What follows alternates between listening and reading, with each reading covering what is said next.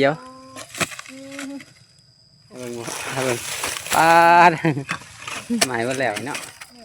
ปวดถูกน้ำใหญ่พอ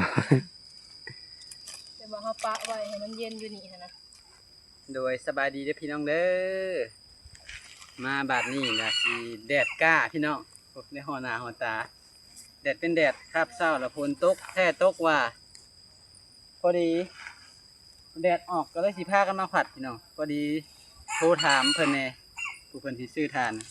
เพิ่นว่าเพิ่นสิมาเอามื้ออื่นก็เลยสิพากันข้าวผัดว่าแดดออกเลยนี่โดยสบายดีเด้อพี่น้องฮักกระแดดเห็นฮักก็เห็นแดดเดี๋ยวนี้แหละขับแรง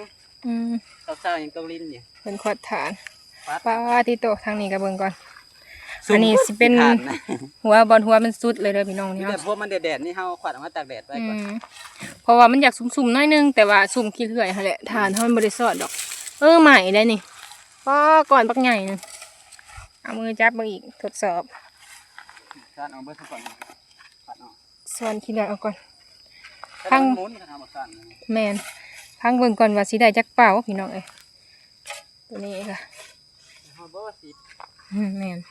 ถ้าได้10ก็ขายเนี่ยแล้วก็ไว้ดัง 2-3 เป่าเพราะว่าเฮาก็สิเผาอีกอยู่เนาะ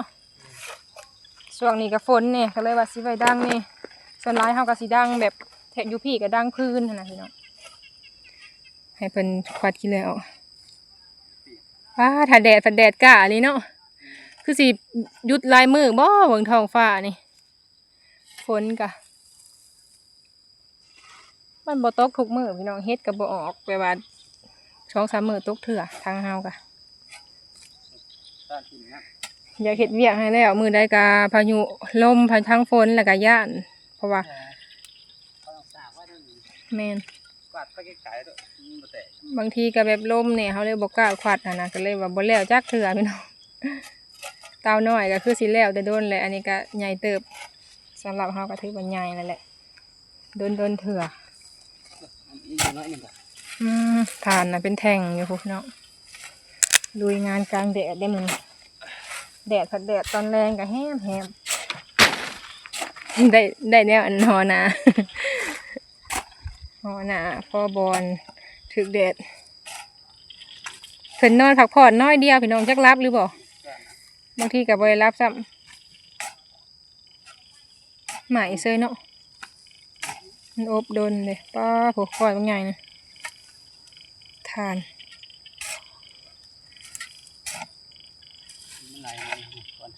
ได้เสียงเขียดนะในห้องหาเจ้าของพักอันนี้ซาก็งามเลยนี่ไผ่กับมะขอเด็ดเลยพี่น้องพักนางตูนี่ขาดบ่ได้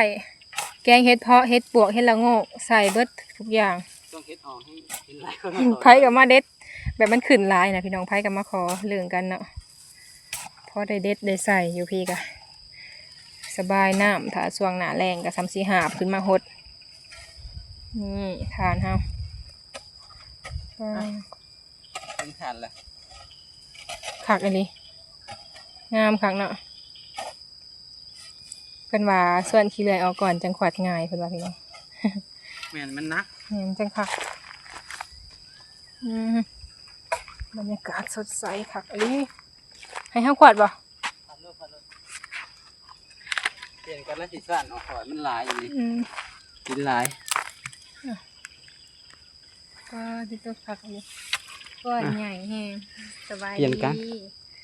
ดีตอนแดดเลยตอนนี้ใครแต่ว่าได้หมวกจะเอามาบ่แม่ได้หมวกค่ะก้อนใหญ่ก้อนใหญ่เดี๋ยวมันจะขวัดผักเลยน้องแม่มันก็ย่างแต่ส่วนมันสิน้อยเดียวย่างแต่ในหัวมันหลายอย่างบ่ใหม่กัน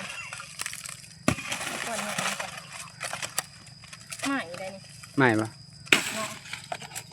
สุดใหม่สุดใช่เนาะยังนิดเดียวบุจักยะ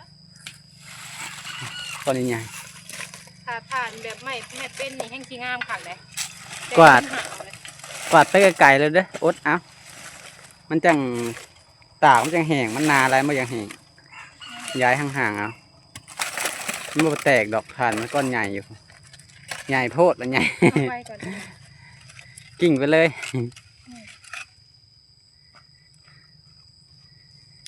มาฟัดทานพี่น้องผูแตกเอาแล้วพอเพราะมันใหญ่ เปลี่ยนบรรยากาศฟัดทานดูหลายพาไปหาอยู่หากิน อันนี้ก็กลับมาฟัดทานที่เก่า ได้เวลาหากินน้ำเพราะว่าทานเขาใหม่ไว้แล้วเอาไปหาทางไกลกับบ่ได้ยังเยอะแยะมันรู้เขาจุดตอนแรกๆยังรู้เนาะ แม่ ไปหาเห็ด หาเฮ็ดกะลุ ทานจนเป็นสีขาวไปเลย แม่นรุ่นเบิ่งว่าสิได้ฮอด10 สอบคือบ่เก่งว่าบ่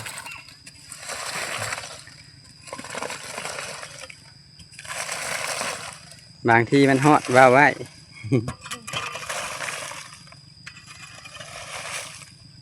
วัดไปไกลแล้วบ่หมุนดอกฐานก้อนใหญ่อยู่อาศัยอยากให้มันแห้งไว้แล้วฮะสิเก็บตัวแรงเลยว่าฝนตกห้ำถ้าถึงช่วงทมทานฝนตกห้ำแล้วนี่แกนสิคักเพราะว่ามันบ่ได้หดน้ำแถมบ่ง่ายอีกธรรมดาเฮากวาดนี่ควันกุ้มๆนี่บ่มีควัน ฝนตกแล้วมันก็แห้งอ่ะ ทาน คนใหญ่ ใหม่เบิดอันนี้ก็ตอนมักใหญ่นี่เบิ่งบ่ถ้าเบิ่งปาด ใหม่เบิดแล้วใหม่เบิดแล้วแต่ว่ามันสิก้อนแข็งเพราะว่ามันเป็นไม้ใหญ่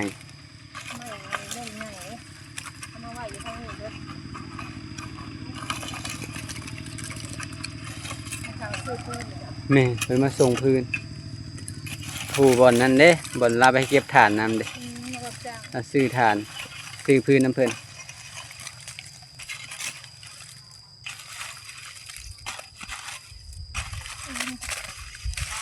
ขับไปเลย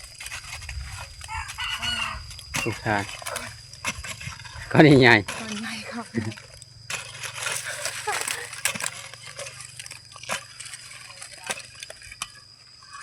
ี๋ยวไว้ก็ได้เพราะว่าบ่อยังไงมันห่างหน่อยไว้อยู่พี่ก็ได้ ให้พี่ก็ได้จะเก็บเอา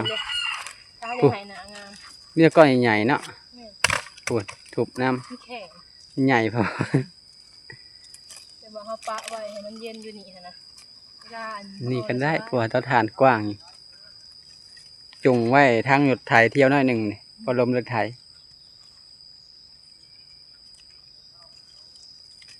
ดำเนินต่อแล้วบัดนี้ยึดหากินว่านี่คิดว่าสิขอดเบิดได้เนาะ มี คนเพิ่นว่ามาครับ คนมา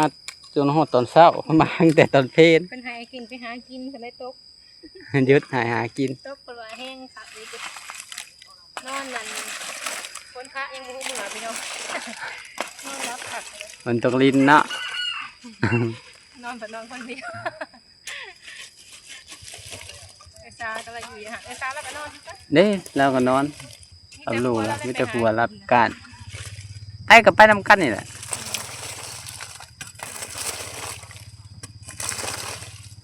แล้วได้น่ะพอดีเต็มของเมื่อคืนนี้บัดนี้โดดออกไปตำลังลาบบัดนี้ ไปหา ทั้งกบทั้งเขีย พอได้ปิ้งก็ได้จาก2-3 ตัวว่ากับเราบัดไปเพราะว่าเห็นมันหลายเลยว่าจนบ่มาเปลี่ยนกันผู้หนึ่งกวาดผู้หนึ่งซ่านอากาศร้อน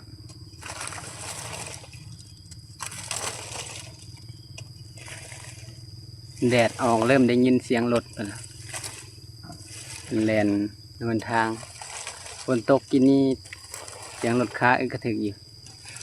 เกิดเป็นมาจกดินจกอย่างละมันคา เขาปัดแบบนี้มันก็ได้แห้งไว้ มันจะแห้งไว้ถ้ามันบ่ตกก็ใส่ทีๆก็ได้ดอก แต่ว่าเขาอยากให้มันแห้งไว้แล้วก็มันเย็นไว้น้ำเขาก็เก็บไว้ บางทีได้ไปก้านเขียดน้ำหมูแมลง ยังบ่ยอมได้พี่น้องที่ไปก้านเขียดน้ำหมูได้มาวางแผนไว้ หวยก็หลายคืนนี่นะ เป็นเราเก็บได้หลายเนาะ นี่ พอหูเมื่อคืนนี่ไปแล้วเก็บหอย หวยมีนะ มันสิแจ้งเนี่ยนอนเนี่ย การตัดสิแจ้งมันจังมวน อืม โอ้ท่า อดไปมันสิก้อนใหญ่ขึ้นก้อนใหญ่ขึ้น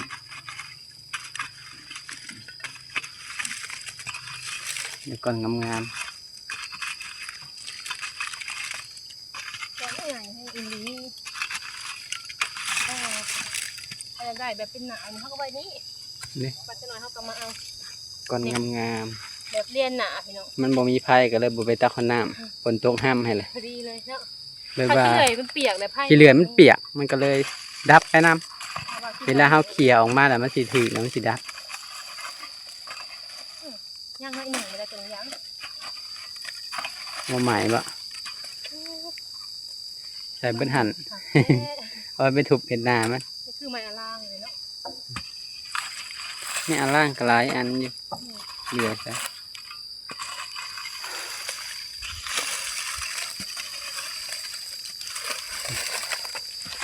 อันนี้ก็อย่าหากินกัดวนน้ำตาถ่านคือเก่าพี่น้องเอ้ย เรียกประจำวันของเฮาเด้ นี่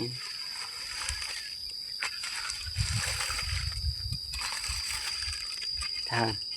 ต้นซ่อนอยู่แถวนี้จะถ่านเบิดนี่นะลุไว้มือนะมันบ่อยากใหม่มามื้อนี้ใหม่ไปแล้วเอาอบไว้หลายมืออยู่มันก็สิพอดีใหม่เบิดทั้งหัวมันเศษสังกะสีเก่านี่ก็ท่านได้เก็บไปไว้ท่านยังสิเก็บไปไว้ผู้ส่วนหลายท่อนก็ข้างนั้นเบิดพุ่นเต็มนี่ถึงพื้นน้ำ เขาเก็บได้ไว้ค่ะมันเย็นไว้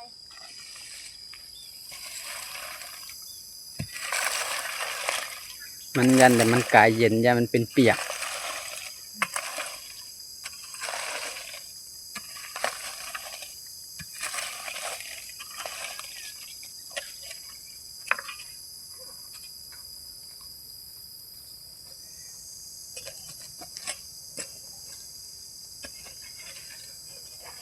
ยังมีไอควันกุ้มๆอยู่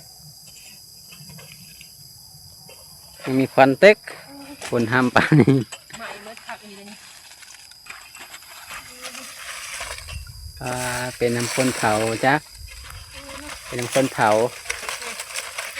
เป็นคนเขาใครเป็นคนเขาเก่งลุยเผาเองใหม่ไม่ได้ นี่ทานต้นงาม ใหม่เบิดจะที่ประมาณนี้เลยปกติทั้งหัวมันนี่อยากลืออะไรของใครเลยกระบวนทันสีใหม่เบิดนะ เพราะมันตอนนั้นมันหอดหัวแล้วเขาเจาะให้มันเป็นไผ่แดงครึ่งแล้วเขาอัดไว้บัดนี้ โอ้เนี่ยพี่น้องเนี่ยอัดหานะโอ้โหดวันให คั ญ่ กเนาะ ใหม่เบิดเลยนะคะ สุดคักสุดแหน่แต่ละดนนะ สิแถมให้เพิ่นใหญ่ๆแบบนี้เลยบ่ นี่ใหม่เบิดเลยโอ้เด็กเรือส่วนนี่น้อยเดียวจะขึ้นเลยบนหัว เหลือน้อยหนึ่ง เนาะ ยังเหลือบ่พอฮอด2 ข้อมือซ้ำ งามเกินขาดคิดไว้เขาคิดไว้แล้วคิดว่าสิบ่ใหม่เบิดบางทีก็ฝนตกแน่เนาะเพิ่นว่าถ้าฝนตกห้ามมันบ่อยากไหม้เลย มันซึมฝนซึมลงซะฝนตกกับฐานเฮามันใหม่เบิดแล้วกับเฮาขี้เลื่อยเฮาหนาเนี่ยมันก็สิบ่ย่านปานใดเรื่องฝน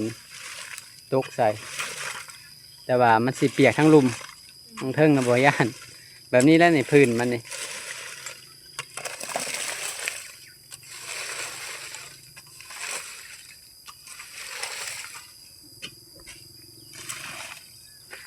จะหลายศพแล้ว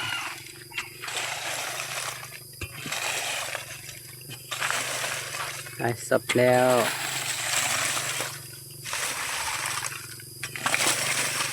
เปลี่ยนกันพี่น้องเอ้ยเอาเห็ดแล้วเขาจังมาถ่ายเพราะว่าบ่อยากให้มันอยู่อันเก่าของ ส่วนที่เหนื่อยแล้วก็ มัน จังเลยเห็นเบิดทุกมื้อ ถ่ายอันเก่าแน่ก็บ่อยากให้มันอยู่อันเก่าปานใดให้เบิ่งน้ำหลายทางเศษมันก็มีเท่านี้เลยเบิดเต่า เดียวเข้ากัน เรือ ดังไปน้ำนี่ให้หนึง เหลือน้อยหนึงก็สิเหลือนั่นน่ะส่วนหลายสิเป็นลักกับหมอนมันกระหารใหม่เบิด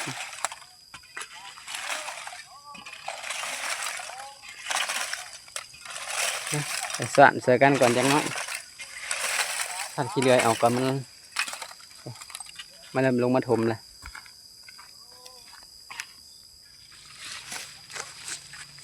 อ้าวเกิดไฟได้ทางนี้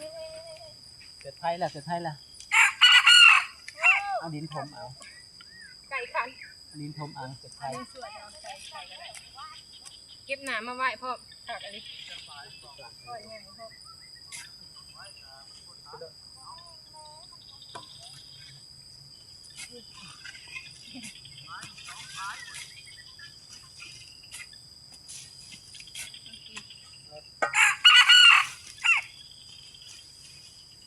พวกไก่แล้วมาสั่นมาตั้ง เดี๋ยวนี้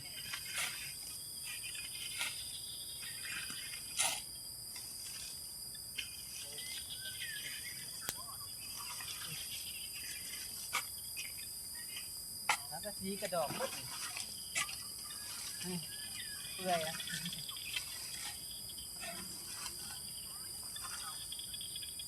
แล้วก็สีเปื่อยผักเปื่อยหนึ่ง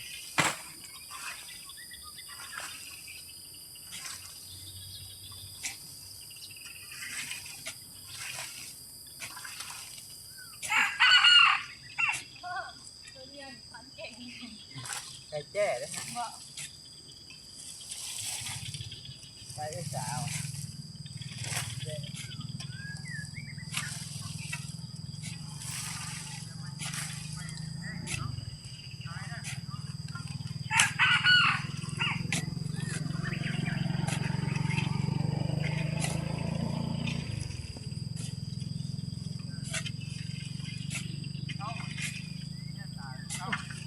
ที่เป็นไฟ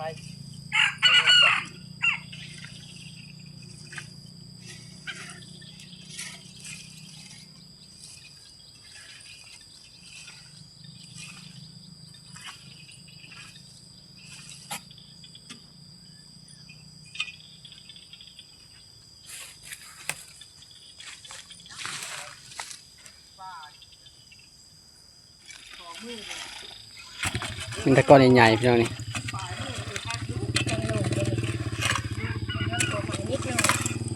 สร้างมันน้อยอันเดียว มันคานหักก่อน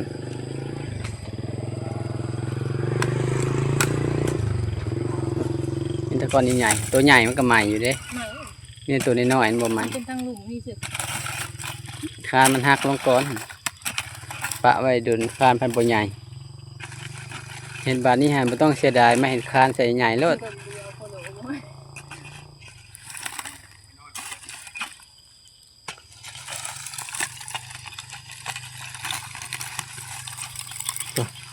ไอ้สารมันแต่ลูกกาหับจ้าง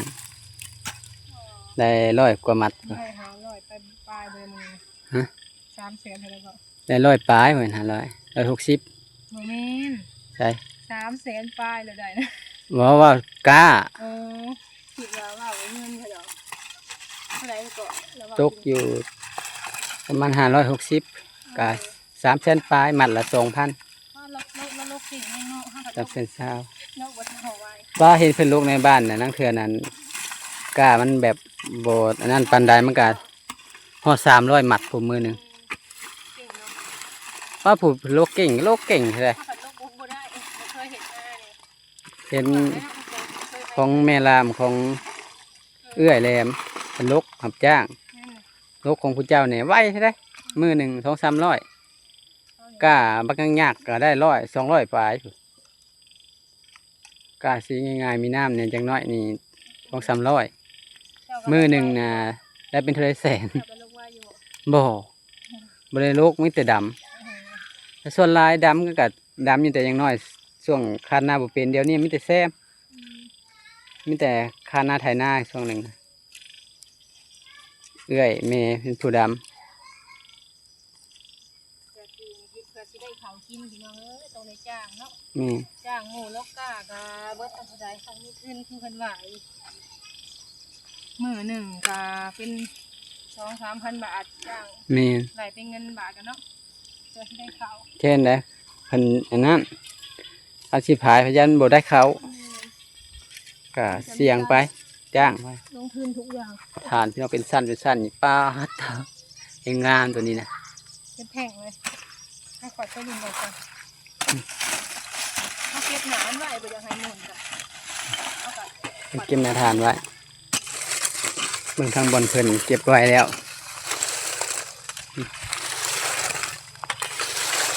เป็นหลายสอบเกินประมาณ6 สอบ เอาขอดเธอหนึ่งเลยเห็นมันได้ละลาย ที่ได้10 สอบคือบ่เพียงว่าอีดอกเบิ่งนี่เพราะว่ายังแก่หนึ่งมันทานงามในหันกับประมาณ5-6 สอบมาใส่ทั้งปากทั้งหยังทั้งตัวนี้ก็หลาย6-7 สอบแล้วพากันเฮ็ดเวียกยามแรงพี่น้องแดดก็ออกคักไอ้ลีพุ่นแนี่เห็นมันเงา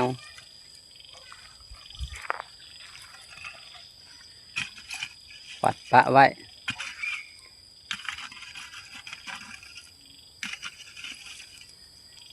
พากันเฮ็ดเวียกสวยกันก่อนได้อพี่น้องบาทนี้คลิปนี้บักเก่งกับสิขอโตวจบคลิปเด้อพี่น้องเด้อไปกวาดขี้ดินสวยกันก่อนนี่มันเริ่มหนาเริ่มลายแล้วโดยสำหรับคลิปนี้ขอกล่าวคำว่าสบายดีเด้อพี่น้องเด้อ